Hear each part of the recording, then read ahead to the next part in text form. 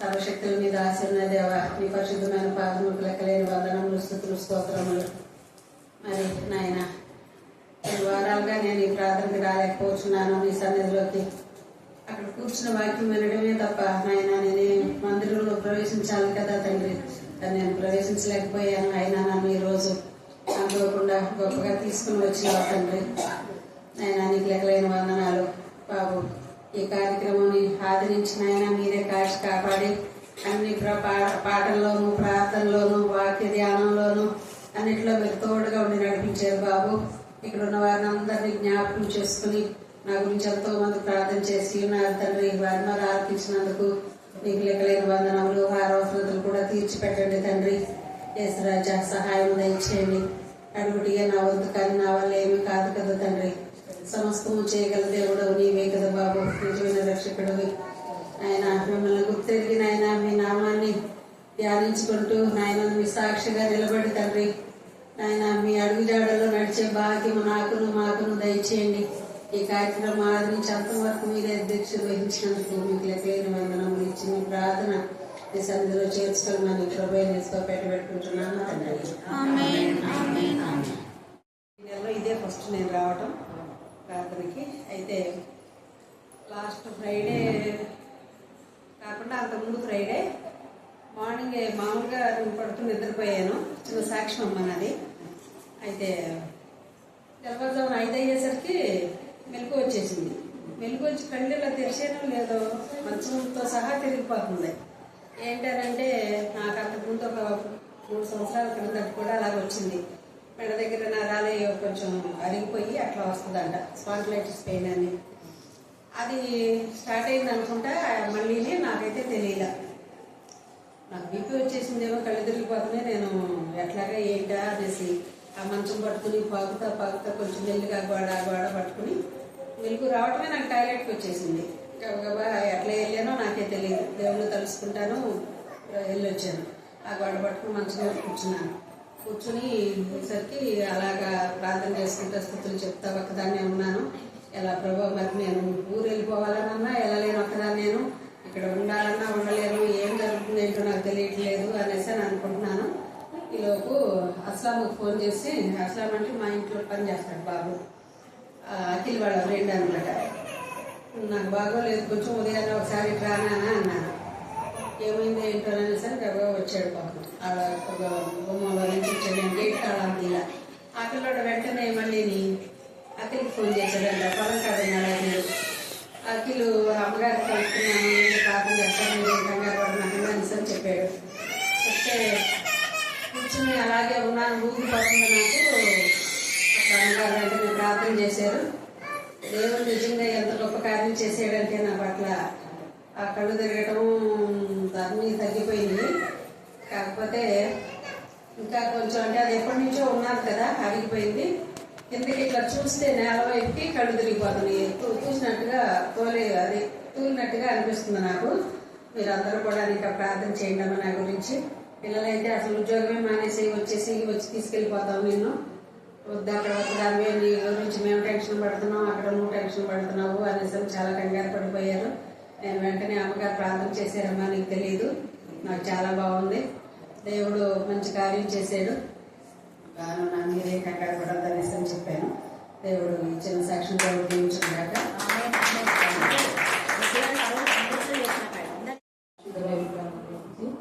ఎస్కేలు 12వ అధ్యాయం 15 నుంచి 17 వచనాలు చదువుతున్నాను. నేను వారిని అన్యజనులలో చెదరగొట్టి ఆయా దేశంలో వారిని వెళ్ళగొట్టిన తర్వాత నేనే యెహోవాని ఉన్నానని వారు తెలుసుకుంది. అయితే నేను యెహోవాని ఉన్నానని అన్యజనులు తెలుసుకున్నప్పుడు తాము చేరిన అన్యజనులలో తమ హేయకృత్యములన్నిటినీ వారు వివరించి తెలియజెప్పులపై అర్థం చేత కూడకుండాను, క్షామలకు చావకుండాను, తెగులు పగలకుండాను నేను వారిలో కొందరిని తప్పించదు. దేవుని లేఖనాలను దీవించి ఆశీర్వదించుకున్నాను. ప్రేమ నమ్మకం గల ప్రియాభాలో తండ్రి, మీ కృపా ప్రేమ ఆదేశించిన ఆయన దేవ నా తండ్రి, మరి మా తండ్రి ఏసు రత్నన్న వారి యొక్క మంత్రి దేవ గృహంలో దేవ మహి వారి యొక్క గృహం విషయంలో మీరు అద్భుత కార్యం చేసి వారు ఇది మేము పూర్తి చేస్తామా, అని భయంతో, అలజడితో, కలవరంతో ఉన్నప్పుడు అద్భుత రీతిగా మీరు గుమ్మాలు నిలబెట్టారు ప్రభా నా తండ్రి. తలుపులు కూడా మీరు బిగించడం కృప దయచేస్తున్నారు దేవా. ప్రతి ఇల్లు నీకు మందిరంగా తయారు చేయబడ్డారు కృప దయచేయండి. వారి ఇల్లంతా నా ప్రభా నీ సన్నిధిలో ఉండగా నీ కృప చొప్పున ఆ ఇంటికి నానానికి నా ప్రభా నా తండ్రి మీరు వెళ్ళి మీరే ఆ ఇంటిని పూర్తి చేయమని ప్రార్థిస్తున్నాం. మీ చేతులు పునాది వేసే ప్రభా మీరే పూర్తి చేస్తున్నారు, అందుకు మేము స్తుతిస్తున్నాం. అలాగే నా ప్రభా శోభ యొక్క జీవితంలో కూడా ఆమె ఒక ఇంటి ఇల్లాగా మీరు తయారు చేశారు, అందుకు ఎంత స్తుతించినా కూడా తక్కువే. వివాహం ఘనంగా మర్యాదగా పరిశుద్ధంగా జరిగించిన దేవుడు ప్రభా స్తోత్రం దేవా. ఎన్నో ఆటంకాలు వివాహంలో వచ్చిన వాటన్నింటినీ బ్రేక్ చేసిన ప్రభా మీరు అద్భుత రీతిగా నా తల్లి ఘనంగా మర్యాదగా వివాహం జరిగించినందుకు మీకు మరొకసారి వందనాలు స్తుతులు స్తోత్రం చెల్లిస్తున్నాం దేవా. ఎంతమంది జీవితాలు అయితే మీరు సెట్ చేశారో వారందరి బట్టి మేము స్తుతిస్తున్నాం. ఎన్ని రోజులుగానో ఉద్యోగాలు లేవు అని కన్నీరు కాల్చండి బిడ్డల కన్నీటి జీవితం దేవా సమాప్తి చేసి, దుఃఖ దినములు సమాప్తి చేసి దేవా నా ప్రభు వారిలో కొందరికి మీరు ఉద్యోగాలు ఇస్తున్నందుకు నీకు వందనాలు స్తుతులు స్తోత్రం చెల్లిస్తున్నాం దేవా. కొందరు ఎవరో మధ్యని మధ్యాహ్నం వేళ మేము వాక్యం ద్వారా తెలుసుకోవడానికి మీ కృపాంశాన్ని దయచమై ప్రార్థిస్తున్నాం. ఖడ్గం నుంచి, క్షామం నుంచి నా ప్రభా, తెగుల నుంచి నా ప్రభా, ఈ యొక్క లోకపు శక్తి నుంచి, అపవాది కృషి నుంచి, అపవాది చెర నుంచి అతనే ప్రతి వ్యాధి నుంచి మీరు కొందరిని కాపాడ దేవా స్తోత్రం దేవా. మీకే స్తోత్రం, మీకే స్తోత్రం, మీకే స్తోత్రం, మీకే స్తోత్రం, మీకే స్తోత్రం. మేడం గారిని మరణం నుంచి జీవంలోకి మీరు నడిపించారు. నిజంగా ఆమె ఒంటరి జీవితంలో గడిచిన పరిస్థితిలో ఎంతో అల్లాడిపోయినప్పుడు తండ్రి మీరు అనేక మంది సహాయకాలను తోడుగా ఉంటున్నారు. వారిని కూడా వందరిని కావాలని మీరు రుజుపరిచిన దేవా స్తోత్రం దేవా. మీకే స్తోత్రం, మీకే స్తోత్రం, మీకే స్తోత్రం, మీకే స్తోత్రం, మీకే ఇంకా 101వ కీర్తన మనం 1 నుంచి 5 వచనాలు ధ్యానం చేసుకోబోతున్నాం. ఆదివారం దినమున ప్రత్యేకమైన మెసేజ్ ఉండదని చాలాసార్లు చెప్పాను, ఇంక్లూడింగ్ ఏఎస్కేల్ కలుపుకుంటూ. ఏఎస్కేల్ మన అనుదిన పాఠ్యాంశం, అంటే అనుదినం అంటే ప్రతి బుధవారం, ప్రతి శుక్రవారం, ఆదివారం కూడా 3 రోజులు ఏఎస్కేల్ గురించి ఉంటది. మిగతా రోజులలో లూకా గురించి ఉంటది. వేషధారులుగా చర్చికి వెళ్తుంటారు కొంతమంది భయం భక్తి లేకుండా. వేషధారణ జీవితాలతో తండ్రి అయిన దేవుడు 101వ కీర్తనలో తేటగా మాట్లాడుతున్నాడు. అదే ఉదయం వేళ చాలా మంది దైవ సేవకులు చెప్పేటటువంటి కొంతమంది దైవ సేవకులు మాత్రమే దేవునికి మహిమకరంగా, ఆశ్చర్యకరంగా లేఖను చెప్తున్నారు. అందుకే కొంత శేషం, కొందరు మాత్రమే నిజాయితీగా ఉన్నటువంటి కాపలు ఉన్నారు. అందరు కాదు, అందరూ కాపలు గుడ్డివారైనారు అనే వాక్యం ఉంది. అందరూ అంటే చాలా మంది కాపలు గుడ్డివారై ఉన్నారు, వారు మూగ కుక్కలు, వాళ్ళు మొరగలేరు అని ఉంది. ఎందుకు వాళ్ళు మొరగలేరు అంటే వాళ్ళ చుట్టూ దేవునికి విరోధమైన వ్యక్తులు ఉన్నా కూడా వాళ్ళు గమనించలేకపోతున్నారు. కానీ ఇక్కడ దావీదు ఏమంటున్నాడు అంటే, దావీదు రాసిన ఈ కీర్తనలో నిర్దోష మార్గంలో వివేకంతో ప్రవర్తించదు అంటే తాను నిర్దోష మార్గంలో ఉంటూ, తాను యథార్థ మార్గంలో ఉంటూ, తాను నీతి మార్గంలో ఉంటూ, తాను న్యాయం అనుసరిస్తూ, తాను దేవుని కృప పైన ఆధారపడుతూ, నా భక్తి నా శక్తి ఏది కాదు దేవా, నీ కృప చొప్పున నన్ను కరుణించమని ఆయన కృప పైన ఆధారపడుతూ ఏమంటున్నాడు అంటే 3వ వచనంలో, నా కన్నుల ఎదుట నేను ఏ దుష్కార్యంలో హల్లెలూయా. ఇది ఒకటి. ఎవరైనా దైవజనులైనా ఒక విశ్వాసైన రక్షణ పొందిన వ్యక్తి దేవుని కృప పైన ఆధారపడాలి, న్యాయమైన జీవితం జీవించాలి, నిర్దోష మార్గంలో ముందుకు సాగాలి, వివేకంతో ప్రవర్తించాలి. మన ప్రవర్తన వివేకంతో ఉండాలి. మన ప్రవర్తన విషయమే అజాగ్రత్తగా ఉండకూడదు. మన ప్రవర్తన విషయమే జాగ్రత్తగా ఉండాలి. సామెతలో చెప్పినట్టుగా 3వ అధ్యాయంలో మన ప్రవర్తన అంతరి యందు ఆయన అధికారాన్ని ఒప్పుకోవాలి. హల్లెలూయా, హల్లెలూయా.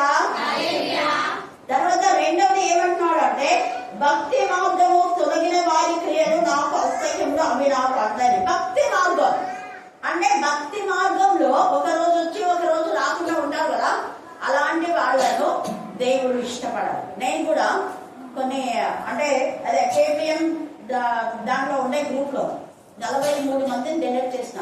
చూసినారా మీరు? చూసినారా? ఎందుకు డెలిట్ చేసినా? ఒకవేళ అడగొచ్చు ఎందుకు డెలిట్ చేసినా. ఇది ఎక్కడ ఉంది? ఒక రోజు వచ్చి ఒక రోజు రాకుండా వాళ్ళని నేను పెట్టలేదు అక్కడ. పైగా తర్వాత అనుదినము ఆయన గడపడంతో చేరి ఆయన ద్వారబంధంలో చేరి ఆయన ఉపదేశం వినేవాళ్ళు ఎవరు? ఎవరైతే రెగ్యులర్ గా వాక్యం విని స్పందించి దేవునికి భయపడి లోబడి దేవుని యొక్క సన్నిధికి వస్తారో వాళ్ళని మాత్రమే నేను అక్కడ ఉంచాను కరుణాపీఠం. కరుణాపీఠంలో మమ్మల్ని చేర్చాలని కొంతమంది అనుకున్నారు. ఇంకోటి కూడా ఆయన అదే అదర్స్ ఎవరు యాడ్ కాకుండా జాయిన్ ఆయన చెప్పినారు కదా, మనం పెడితేనే జాయిన్. వేరే వాళ్ళు జాయిన్ అయ్యి అన్ని కథలు చేస్తున్నారు, చాలా కథలు. అందుకనే నేను ఏం చెప్తున్నానంటే దేవుని వాక్యం వినేవాళ్ళు యథార్థంగా ఉంటారు. ఒకరి నమ్మకంతో ఇంకోటి పోస్ట్ చేసి ఎస్బీఐ అదేంటి కేపీఎం అని కాకుండా ఎస్బీఐ గ్రూప్ అని పెట్టినారు. చూడండి ఎంత నీచులు. ఎస్బీఐ గ్రూప్ అన్న కేపీఎం వాళ్ళు తీసేసి ఇంకోరెవరో కేసీఆర్ ఏదో పెట్టినారు ఇంకొకటి. తర్వాత అర్థమైంది వాళ్ళ పేర్లన్నీ నాకు తెలుసు. శ్రీజీ చర్చ్ వాళ్ళు కూడా వెళ్ళని తీసేసినాం. నాకు నేచర్ టీచర్ పెళ్లి చేసింది. దాని వెంటనే చెప్పింది, నేనన్నా వద్దమ్మా నువ్వు ఎగ్జిట్ అక్కడ చేర్చక్క అని చెప్పింది. వద్దులే నువ్వు ఎగ్జిట్ అయిపో, ఎందుకు అంటే మళ్ళా నీవు టీచర్గా ఉన్నావు, తర్వాత నీ గ్రూప్ ఉంది మీ టీచర్స్ గ్రూప్లోకి మళ్ళీ ఏదైనా చైతన్య స్టూడెంట్స్ వద్దు అని చెప్పేసిన. అట్లా కూడా కొంతమంది తీసేస్తాం. ఎందుకంటే వాళ్ళకి వేరే గ్రూప్ ఉంది. ఆల్రెడీ హై స్కూల్ వాళ్ళ టీచర్తో ఎవరిలో ఫోనంతా పాడైపోయింది. ఎస్బీఐ మనకు వచ్చినదే అక్కడ వచ్చిందంట వాళ్ళ గ్రూప్. ఫోన్ అంతా పాడు చేసేసి ఆ నంబర్స్ తీసుకొని ఇలాగా దొంగలు ఉంటారు. వాళ్ళు ఎవరు అంటే నేను చెప్పినా, ఇంకా పేరు చెప్పిన అవసరం లేదు. వాక్యం వినేవాళ్ళు, వాక్యం చెప్పేవాళ్ళే, దైవికంగా ఉన్న వాళ్ళే ఈ పనులు చేస్తున్నారు. చాలా బాధాకరమైన విషయం. ఎవరో అన్యులైతే కాదు, అన్యులైన వాళ్ళు మన కేపీఎం గ్రూప్లో ఇలాంటి పనులు చేయరు. అందుకనే దేవుడు ఇక్కడ దావీదు ఏమంటున్నా అంటే భక్తి విడిచిన మామూలు ఒకప్పుడు భక్తిలో ఉన్నారు. తెలియదు కదా, ఒకప్పుడు భక్తిలో ఉన్నారు, ఒకప్పుడు దేవునికి భయపడినారు. దేవునికి భయపడి మేము ప్రతి ఆదివారం వస్తాం, ప్రతి శుక్రవారం వస్తాం, నిబంధన చేసుకుంటాం. కానీ రావు. ప్రతి ఆదివారం అంటే గుర్తుపెట్టుకోండి, మధ్యాహ్నం మాత్రమే రావడం కాదు, రాత్రి మాత్రమే రావడం కాదు. ప్రతి ఆదివారం వస్తాం అన్నప్పుడు ఆదివారంలో ఎప్పుడెప్పుడు రావాలని చెప్పండి, చిన్న చెప్తాను. ప్రతి ఆదివారం వస్తాము అని నిబంధన చేసినప్పుడు ఎప్పుడెప్పుడు రావాలి? సింపుల్ క్వశ్చన్ నేను చెప్తాను. ప్రతి ఆదివారం అని చెప్పినప్పుడు ఎప్పుడెప్పుడు రావాలా? ఇంత చిన్న క్వశ్చన్ కదా నేను చెప్పింది. మధ్యాహ్నం ఉండదు, మనకు ప్రార్థన ఎప్పుడున్నది? రాత్రి. మధ్యాహ్నం వచ్చి రాత్రి రాకుండా, మధ్యాహ్నం రాకుండా రాత్రి వచ్చి, అలాంటప్పుడు నిబంధన చేసుకో. ఆ దినము దేవునికి ఇష్టమైన దినం అని దేవునికి నువ్వు ఇస్తేనే నీకు ఆశీర్వాదం. సగం సగం ఇస్తే సగమే బ్లెస్సింగ్సే. నువ్వు మధ్యాహ్నం వచ్చి రాత్రి రాకపోయినా, రాత్రి వచ్చి మధ్యాహ్నం రాకపోయినా అదే బ్లెస్సింగ్స్. నువ్వు ఏ ఒప్పందం చేసుకున్నావు ఆ ఒప్పందం ప్రకారమే దేవుడు ముందుకు నేను నడిపించేస్తాడు. ఇక్కడ దావీదు నిబంధన చేసుకున్నాడు. ఏమని? దేవా భక్తి విడిచిన వారి క్రియలు నాకు అసహ్యం ప్రభా, వద్దు, వాళ్ళు నేను దూరంగానే ఉంచుతా. ఎవరి భక్తి విడిచిన వాళ్ళు ఇక్కడ దావీదు ఎవరిని ఉద్దేశించిన అసహ్యం? కింగ్ సౌలు. సౌలు ఒకప్పుడు భక్తి గలవాడు, తర్వాత దురాత్మతో నింపబడినాడు వాడు కదా. అందుకే భక్తి మార్గం తొలగిన వాడికే నాకు అసహ్యం. అది అహితోపేలు కూడా భక్తి మార్గం తొలగిపోయాడు. అక్షరాలు ఒకవేళ భక్తి ఉందో లేదా వాళ్ళమ్మ ఆల్రెడీ అన్యురాలే, భక్తి తొలగిపోయినటువంటి వ్యక్తి, చాలా అందగతే, కానీ దేవునికి విరోధంగా పెంచింది కుమారుడు. తండ్రి పైననే నేను చేయడానికి మరి ఎంతమంది స్త్రీలను పాడు చేసే చెడ్డ ఆలోచన ఉన్న కొడుకులే అలా చేస్తారు. తల్లును సరిగా పెంచితే పరస్త్రీ వ్యామోహంలో ఉండదు. యోగు తల్లి ఎంత నిష్టగా యోగును పెంచింది. యోగు 31:1 చదవండి. యోగు 31:1. నేను నా కళ్ళతో ఇక్కడ మీరు ఏ నిబంధన చేస్తారా? కన్నులతో నిబంధన చేసుకోవాలా, చెవులతో నిబంధన చేసుకోవాలా, నాలుగుతో నిబంధన చేసుకోవాలా, చేతులతో నిబంధన, పాదంతో నిబంధన. టోటల్ గా మన ప్రాణాత్మ దేహంలో మనం నిబంధన చేసుకోవాలి. బాడీతో ఒక నిబంధన, చోటుతో ఒక నిబంధన, అక్కడ అలా కాదు. మన ప్రాణాత్మ దేహంలో ఆత్మతో చేసుకునే నిబంధన శారీరకమైన విధానంలో నెరవేర్చాలి. అందుకే మహేష్ చెప్పింది, శారీరక క్రియలు మనము చంపివేయాలి, ఆత్మ ద్వారా దాన్ని జీవింప చేయాలి. ఆత్మ ద్వారా ఉన్నవాడు దాన్ని జీవం కలిగినవాడు. అందుకే 8:1 కూడా నేర్చుకోవాలని చెప్పింది. 8:1 రోమా 8:1 ఇప్పుడు క్రీస్తు యేసునందు ఉన్న వారికి ఏ శిక్ష విధియో లేదు. ఎల్లప్పుడు క్రీస్తులో ఉన్నవాళ్ళు ఆత్మ సంబంధులుగా ఉంటారు, ఆత్మ క్రియలు నెరవేర్తారు, ఆత్మ విషయాల్లో ఆధ్యాత్మిక విలువలు కలిగి ఉంటారు, ఆత్మ ఆశీర్వాదాలు పొందుకుంటారు, ఆత్మ బలం, ఆత్మ శక్తి, ఆత్మ నేత్రం తెరబడతాయి, ఆత్మ చెవులు తెరబడతాయి, ఆత్మ ద్వారా మాట్లాడతారు, ఆత్మ గమనం చేస్తారు, ఆత్మ ద్వారా నడిపించబడతారు. ఆత్మీయ విషయాల్లో ఆసక్తి ఉండదు.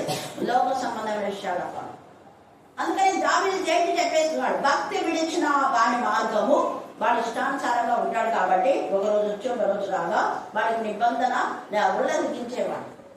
ప్రతి ఆదివారం దేవుని సన్నిధికి వస్తామంటాడు, కానీ రాదు. ఒక ఆదివారం వస్తే ఇంకో ఆదివారం భయం భక్తి లేదు.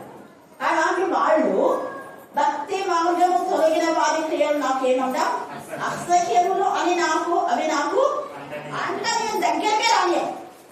మరి ఈ రోజు కూడా ఆదివారం రెగ్యులర్ గా రాకుండా ఉండేవాళ్ళు కూడా రాకుండా ఉంటే మంచిదేమో అని నేను అంటాను. మీరేమంటారో మీ ఇష్టం. రెగ్యులర్ గా ఆదివారం చాలా ప్రత్యేకమైనది, ప్రతిష్ఠితమైనది, దేవునికి ఇష్టమైనది. ఆ రోజు ఏ పనులు చేయకుండా మౌనంగా ఉండి లోకవార్తలు వినకుంటే దేశమందు ఉన్నత స్థలంలో మీద దేవుడికి ఇస్తాను.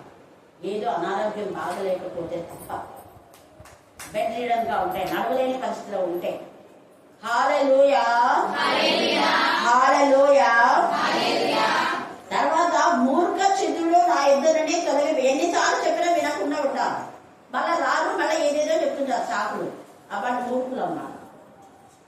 వాళ్ళు పిలిస్తే పోయింది, వీళ్ళు పిలిస్తే పోయింది అంటే వాళ్ళు పిలిచే దానికంటే దేవుని పిలుపు నీకు ఎక్కువగా, వేరే వాళ్ళ పిలిపే ఎక్కువైపోతుంది. నీకు ప్రాణదానం చేసిన దేవుని పిలుపు నీకు ఇష్టంలా. మనుషుల పిలిపే నీకు కావాలి, మనుషుల మాటలే నీకు కావాలి, మనుషుల ప్రభులే నీకు ఎక్కువ. దేవుని సన్నిధిలో ఉండాలని దేవుని సన్నిధి నీకు ఎక్కువ కాదా? అందుకనే మూర్ఖ చిత్తుడు నా ఇద్దరిని తొలగిపోవాలను. తర్వాత దౌష్యంలో నేను అనుసరింపను, తన పొరుగు వారిని చాటున దూషించు వారిని నేను సంహరించను. చాటున దూషించాడు దావీదు, డైరెక్ట్ గానే మాట్లాడు, డైరెక్ట్ వేలోనే మనం ఉండాలి. తర్వాత ఏమంటున్నాడు అంటే తన పొరుగు వారిని చాటున దూషించు వారిని నేను సంహరించదను. అంటే అర్థమేం చంపుతానని కాదు, వాళ్ళు నాకు అస్సలు దగ్గర రాకుండా మాట్లాడకుండా వాళ్ళకి నేను దూరంగా ఉంటాను. ఇర్మియా కూడా వాళ్ళ కోసం ప్రార్థన చేస్తే దేవుడు అంటాడు చెయ్యదు వాళ్ళ కోసం ప్రార్థన. వాళ్ళు ఎన్నిసార్లు మాట నెరవేర్చిన వాళ్ళ గురించి ఎందుకు ప్రార్థన చేస్తావు? ఒకవేళ నువ్వు జాలి నుంచి చేశాను అనుకో, నేను విన్నాను వాళ్ళ ప్రార్థన. నువ్వు చేసినా నేను విన్నాను. సేవలు కూడా నేను చేయకుండా ఉండలేను, కానీ ప్రార్థన చేస్తానన్నాడు. చేస్తే దేవుడు కొన్ని ప్రార్థనలు విన్నా. ఏలి కుమారుల గురించి కూడా చేసినాడు ఖచ్చితంగా, కానీ విన్నాడా దేవుడు? విన్నా. ఏలి కుమారులకు ఏమైంది? శిక్ష వచ్చింది. అక్కడ హన్నాలు చేసింది ప్రార్థన, ఏలి కూడా చేసినాడు కుమారుల కోసం, కానీ వాళ్ళకు ఒక నిర్ధారణ వచ్చేసింది. దేవుడు చంపాలనుకున్నప్పుడు ఇంకా వాళ్ళ కోసం ప్రార్థన చేసి ఎవరిని బ్రతికిస్తారు. 2:25 తర్వాత మీరు చదువుకోండి. మొదటి సమయం 2:25 తేటగా ఉండేది. అందుకే అహంకార దృష్టి గల వారిని, గర్వించిన హృదయం గలవారిని నేనేం చేయను? సహింపను. చూసావా? నా యొద్ద నివసించినట్లు దేశంలో ఎవరిని నేను పెట్టుకుంటా? నమ్మకస్తులైన వాళ్ళు కావాలి. అందుకని కేపీలో నమ్మకస్తులైన వారు మాత్రమే ఉంచారు. నమ్మకస్తులైన వారిని నేను కనిపెట్టుచున్నాను. నిర్దోష మార్గమును నడుచువారు నాకు ఎలాంటి వాడట అండర్లైన్ చేసుకోండి. అందుకే ఇక్కడ నిర్దోష మార్గము మన అంశము, నిర్దోష మార్గమును వివేకంతో ప్రవర్తించదను అంటున్నాడు. నిర్దోష మార్గంలో ఉండే వాళ్ళే నాకు పరిచారకుడు. నిర్దోష మార్గంలో ఉండే వాళ్ళే పాడాలి, ప్రార్థించాలి, వాక్యం చెప్పాలి అని కాపరి సంఘంలో అనౌన్స్ చేయాలి. ఈ అనౌన్స్మెంట్ ఎవరు చేస్తారు అంటే ఏ కాపరైతే నిర్దోష మార్గంగా వివేకంగా ప్రవర్తిస్తాడో ఆ కాపరి. అవివేకులకు చెప్పినా కూడా, ఎంత చెప్పినా కూడా వినరు. కారణం ఎందుకంటే ఆ యొక్క కాపరి అవివేకుగా ఉంటే వాళ్ళు కూడా కాపరి అవివేకతను బట్టి వినరు.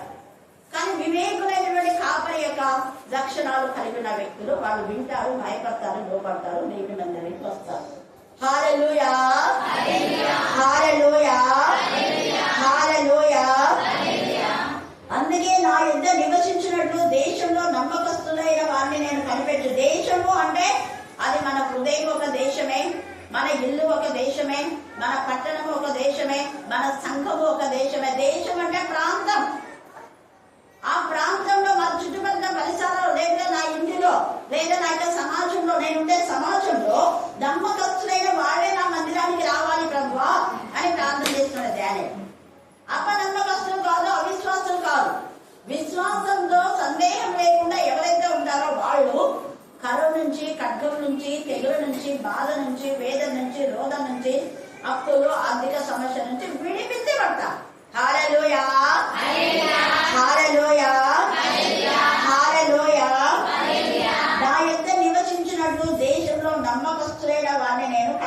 చేస్తున్నాను అంటాడు.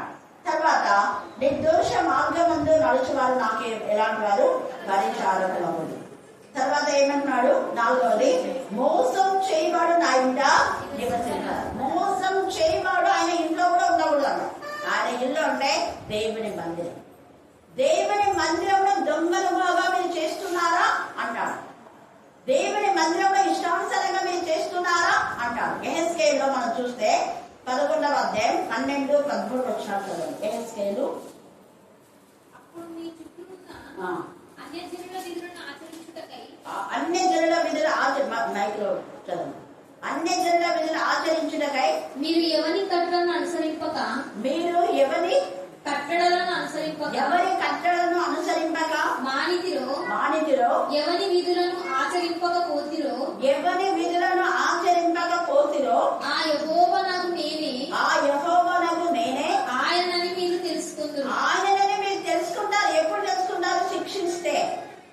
శిక్ష రాకముందు మీకు భయభక్తి లేకుండా ఇష్టానుసారంగా మీరు ప్రవర్తిస్తున్నారు. కానీ నేను కొందరిని రక్షిస్తాను, అప్పుడు నేను యెహోవానై ఉన్నాను మీరు తెలుసుకున్నాను. అంటే అందరిని నాశనం చేయలేదు, కొందరిని మాత్రం మిగిల్చాడు. ఎందుకంటే ఆ కొందరు దేవుని ఎందుకు భయభక్తి కలవాలి. అందుకే ఇందాక 12వ అధ్యాయము 15-17 దాకా చదువు.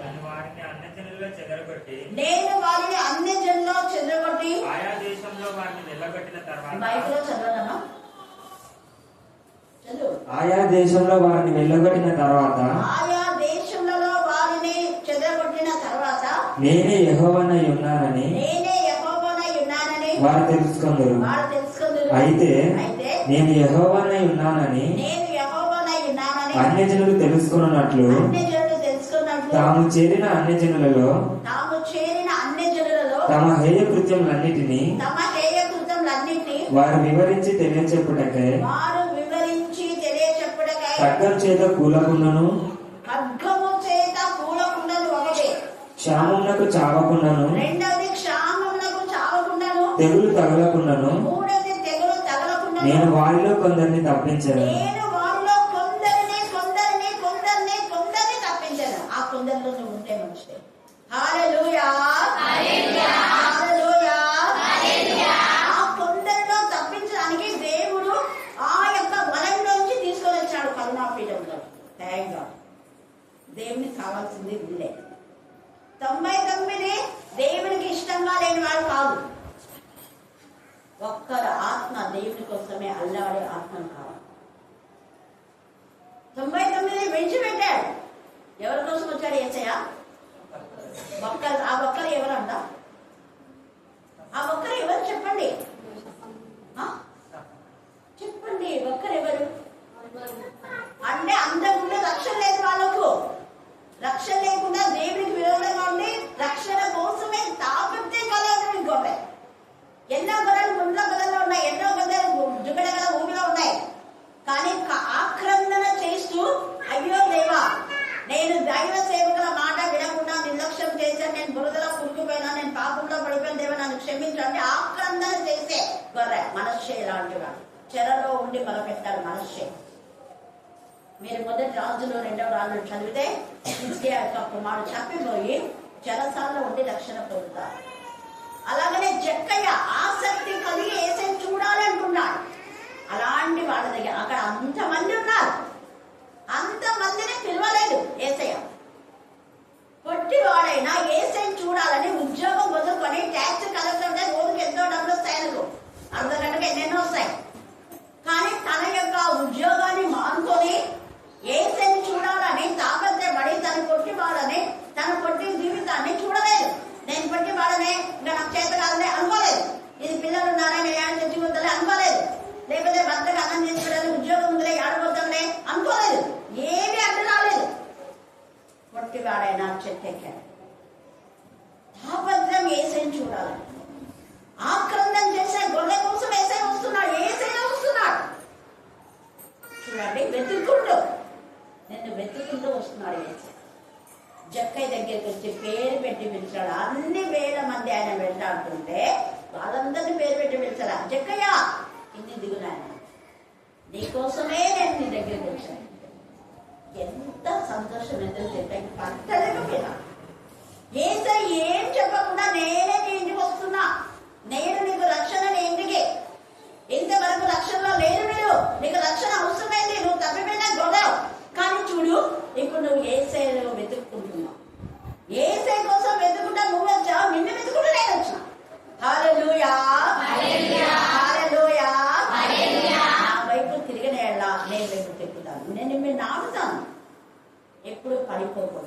తెగులు రాదు, మీకు క్షామం రాదు, ఖడ్గం రాదు, ఏ తెగులు అన్నాడు అక్కడ. తెగులు అనే మాటలో చాలా రోగాలు, ఇంక్లూడింగ్ కరోనా కావచ్చు.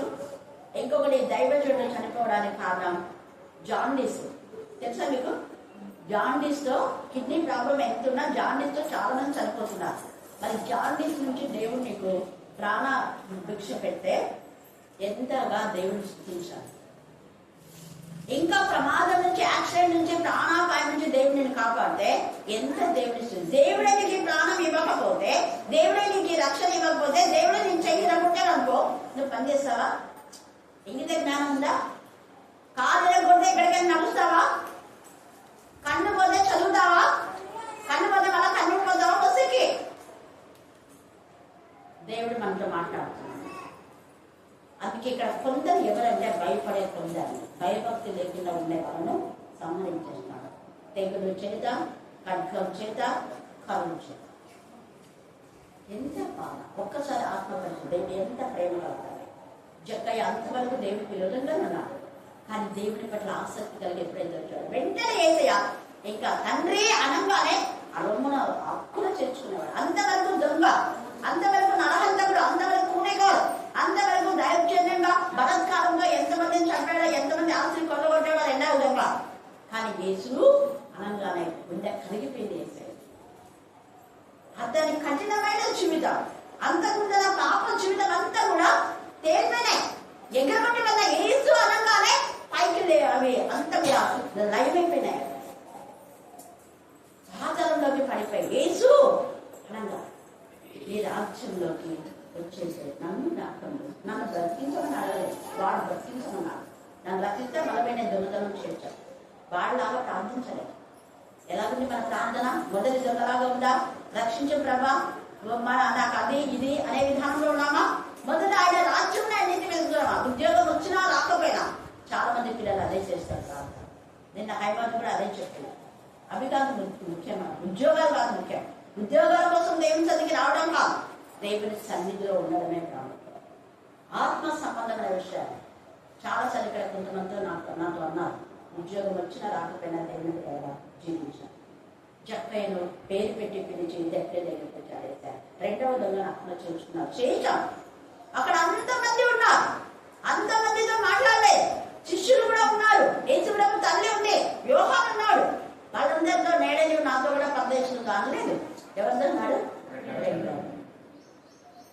వాళ్ళకి చెప్పిన బ్లెస్సింగ్స్ వాళ్ళకు ఉన్నాయి. ఇప్పుడే నేడే నువ్వు నాతో కూడా పరదేశంలో. అదొక్క మాట అనేకుల గుండెల్లో గుణపాలను గుర్చుతాయి, బాణాల్లో గుర్చుకుపోయినాయి. అందుకనే శతాధిపతి నాకు ఈ కిరీటం ఎందుకు, వేస్ట్ కిరీటం అనుకుని కిరీటాన్ని కిందికి పడేసి నిజంగా ఈయన దేవుడి కుమారుని వేసే వైపు చూశాడు. కన్నులెత్తి వేసే వైపు చూశాడు. నిజంగా ఆయన దేవుడి కుమారుడు అన్నాడు. అంతవరకు ఈయన మామూలు మనిషి అని ఒక శతాధిపతి 100 మందికి పెట్టి వాళ్ళతో కొనలతో కొట్టించి, వాళ్ళతో గుద్దించి, వాళ్ళతో ఉమ్మించి, వాళ్ళతో చిత్రహింసలు ఏసైకు చేయించినప్పుడు అదే శతాధిపతి దొంగ మాట్లాడిన మాటలతో అచ్చొచ్చాడు. చీకటి కమ్మినప్పుడు నిజంగా ఆయన దేవుని బండలు బద్దలైపోయి, బండలు వేసే స్వరాలు విన్నాయి. అయ్యో ముకుందం లాంటి మా హృదయాలు ఇంకా మారబడకపోతే మా ఇంట నీచులు ఇంకొక ఉండాలనుకున్నాం. ఏంటి ఇచ్చిందా? 3 మందికి శతాధిపతి అవ్వడం కంటే ఏసైకు దాచులు కావడం మంచిది అనుకున్నాను. దేవుని ఇంటిలో పని చేయడం, పనివాడిగా ఉండడం మంచిది అనుకున్నాను. ఈ అధికారం నాకెందుకు? తీసేశాడు, కిరీటం తీసి కింద పడేశాడు. అక్కడ ఉన్నటువంటి ప్రధాన యాజకులు, శాస్త్రులు సిగ్గుపోయేటట్టు మీరు నాకు ఇచ్చే కిరీటం వద్దు, ఇది వాళ్ళ ఎదుట పడేశాడు. చూస్తున్నారు వాళ్ళు, ఈయన నిజంగా దేవుని కుమారుడు. అలా అంటే తందాలని, అలా అంటే చంపేసని తెలిసి కూడా వచ్చి ఈ బ్రతుకు ఎందుకు? ఒక దొంగ మారినాడు, ఇంకా మేము మారకపోతే మా బ్రతుకులు ఎందుకు? ఇంతమంది మారినా కూడా ఆ యాజకులకు, ఆ ప్రధాన యాజకులకు వాళ్ళకు మార్పు రాకపోగా చనిపోయినప్పుడు మార్పు వచ్చింది. లేచిన తర్వాత కూడా మార్పు రాకుండా మీరు పోయి యేసుప్రభు శిష్యులు ఎత్తుకపోయినా చెప్పడానికి వాళ్ళకి దమ్మురించి పంపించినారు. ఎంత నుంచి మనలో కూడా అంతే. ఎన్ని శిక్ష వచ్చినా కూడా మార్పు రాని జీవితం వద్దు. అబద్ధము ప్రవచనాలు చెప్పేటువంటి దైవ కోటేశ్వరులు కూడా చాలా మంది ఉన్నారు. పైకి వాళ్ళ యొక్క గచ్చు పూత పూసేట వాళ్ళు. దాని గురించి మనం ఇంకో ధ్యానం చేసుకుందాం, టైం లేదు. 13-18 ఇంటికి వెళ్ళిన తర్వాత ఎన్నికలు 1 నుంచి 10 దాకా చదవండి, మీకు అర్థమైపోతుంది. తర్వాత ఇప్పుడు చెప్పింది కదా, 1 కొరింథీ 1:18 పిల్లలు చెప్పారు చక్కగా. రోమా 8వ అధ్యాయం కూడా మీరు చదవండి. ఇర్మియా 31:3 శాశ్వతమైన ప్రేమతో ఆయన మనం ప్రేమించిన కనుక విలువక మళ్ళీ ఆయన కృప చూపిస్తున్నారు. మర్చిపోతారు పిల్లలు చెప్పిన వాక్యాలు ఎప్పుడు కూడా నేను మర్చిపెట్టుకోండి. అలాగనే కీర్తన 122 కూడా యెహోవా మందిరంలోకి వెళ్ళిన జనం నాతో అన్నప్పుడు నేను ఏం చేయాలో సంతోషంగా రావాలి, ఇష్టం లేకుండా సంతోషంగా. 118:1 కూడా 63:9 కూడా మీరు కీర్తన పిల్లలు చెప్పిన ఎప్పుడు రాసుకొని చదవండి. అప్పుడు ఇక్కడ 101:7 దగ్గరికి 5వ మాటగా మనం వద్దాం. ఇప్పుడు 4 విషయాలు మనం. 1, మనము దేవుడి యొక్క కృప పైన ఆధారపడాలి, న్యాయంగా నడుచుకోవాలి, నిర్దోష మార్గంలో వివేకంగా ప్రవర్తించాలి. తర్వాత మన ఇంట్లో యథార్థ హృదయంతో మనం ఉండాలి. 2వది, ఏ దుష్కార్యంలో మన యొక్క కన్నుడైతే ఉంచుకోకుండా భక్తి మార్గం తొలగిన వారి క్రియలు మనం అసహించుకోవాలి. చెడుతలను అసహించుకొని దాన్ని చేయకుండా విసర్జించే దేవుని బిడ్డల యొక్క లక్షణం. సామెతలు 3 ఆ మాట తేలిగా ఉంది. అలాగనే మూర్ఖ చిత్తులు నా ఇద్దరు నుంచే మనం మూర్ఖ చిత్తులతో చాలా జాగ్రత్తగా ఉండాలి. వాళ్ళు గుండనకం, వాళ్ళు మురిగే కుక్కలు కాదు. ఎలాగా అంటే వాళ్ళు మురిగే కుక్కలు కాదు, వాళ్ళు నిద్రాశక్తులు. వాళ్ళు ఎప్పుడు కూడా తిండి కోసమే ఆశ్రయపడుతూ ఉంటారు. వాళ్ళు కడిపే వాళ్ళ దేవుడు అని వాక్యం ఉంది చాలా విధంగా. వాళ్ళు గుంట నక్కల గురించి కూడా అక్కడ ఎహెజ్కేలు 13లో రాయబడింది. వాళ్ళ నక్కలు అంటే గుంట నక్కలు, చెరిపే నక్కలు. బాగుగా ఉండే వాళ్ళను చెరుపుతారు. అలాగనే తాగుబోతులు వదలబోతులుగా దేవుడికి విరోధంగా వ్యభిచారంలో ఉన్నారని తెలిసి వాళ్ళని గర్దించారు. అలాంటి వాళ్ళకే బైబిల్ చదవండి అంటారు రోజు. అలాంటి వాళ్ళకే ప్రార్థన చేయండి అంటుంటారు. అలాంటి వాళ్ళకే పాడడానికి. దేవుడికి విరోధమైన పాపం చింతలో ఉన్నవాళ్ళని మీరు పాపం చేస్తున్నారని హెచ్చరిక చేయడం, గమనించాలని బుద్ధి చెప్పారు. ఆదివారం మాత్రం చర్చకులే భక్తి, అదేనా భక్తి?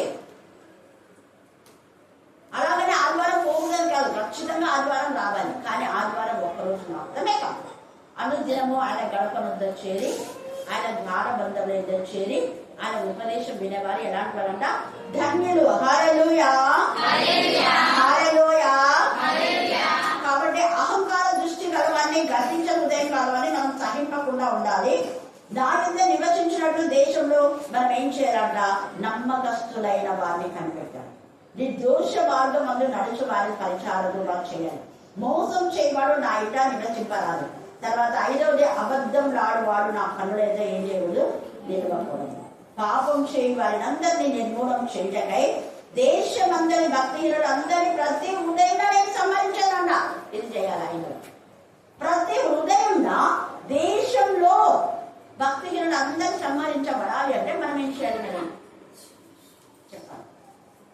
దేశంలో ఉన్న భక్తిహీనులు అందరినీ సంహరించాలంటే వాళ్ళ భక్తిహీనత వాళ్ళ నుంచి పోవాలి. అందరి భక్తిహీనులు అందరూ ప్రతి ఉదయంగా సంహరిస్తున్నా అంట. అంటే ఏం చేస్తే సంహరణ అవుతుంది చెప్పాలి. వాక్యం ఇంకా ప్రార్థన. అంటే వాక్యం చదివి వాక్యానుసారంగానే ప్రార్థన చేయాలి. మన ప్రార్థన అంటే కళ్ళబొగ్గి కబుర్లు ఎప్పుడు నా బిడ్డను కాపాడు, నా కొడుకుని కాపాడు, అది కాపాడు, వాళ్ళకి పెళ్లిదే, వాళ్ళకి పిల్లలు, వాళ్ళకి ఉద్యోగమి, వాళ్ళకు నీ ఇల్లు కట్టుకుని ప్రభా, ఇది కాదు. వాళ్ళ ఆత్మీయంగా దేవుల్లో నడవాలి. ఆత్మీయ స్థితిలో వాళ్ళు ఎదగాలి. కానీ నా పిల్లలు మందిరంలో నీకు ఇష్టమైన ఒలివ ముక్కలుగా ఉండాలి తప్ప. అందుకే కీర్తన 128 ఎప్పుడు మర్చిపోదు. ఆయన పిల్లలు నీ బల్ల ఎద్ద ఎప్పుడు అన్నా ఎలా ఉన్నా ఒలివ మొక్కగా.